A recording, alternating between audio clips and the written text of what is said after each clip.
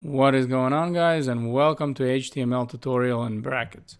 In this video, we're just going to recap the things that we learned, because I always think that as you're studying something, you don't want to go too far ahead before remembering the stuff that you covered. Otherwise, you're just going to keep forgetting everything, and we're going to have to come back anyway.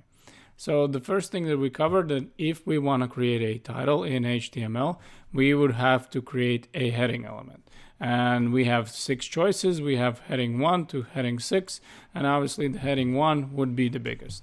So over here, I'm just going to write heading, and I'm going to say that I am the title, right? And over here, I just have to be more careful. I am the title. Okay, so I have title.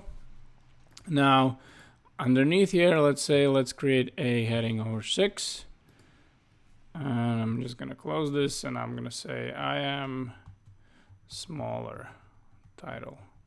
And you know what? I'm just going to go over here, and I'm going to zoom out a little bit so it looks a little bit better. So I have I am title and I am smaller title. So we have 2 headings. One is the biggest and one is the smallest.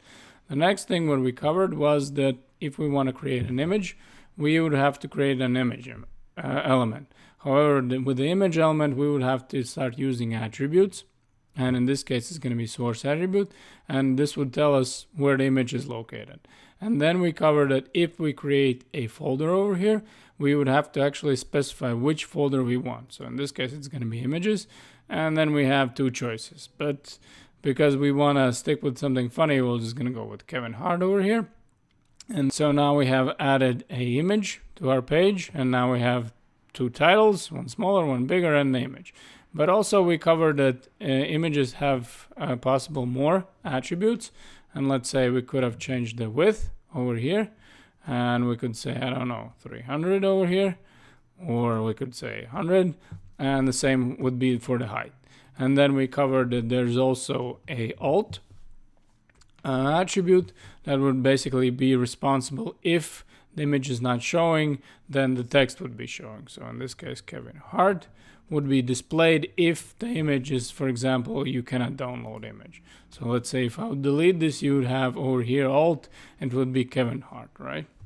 And the last thing that we covered so far was the fact that if we want to add text, we would have to create a paragraph over here. And in this case, I'm just going to say, this is website about Kevin Hart, or this website, not this is website. So this website is about Kevin Hart, and we covered that HTML is white space collapsing. So if I would be creating over here any type of new lines, it would just still read as one big code. So if I would want to create a line break, I would create a break tag like this.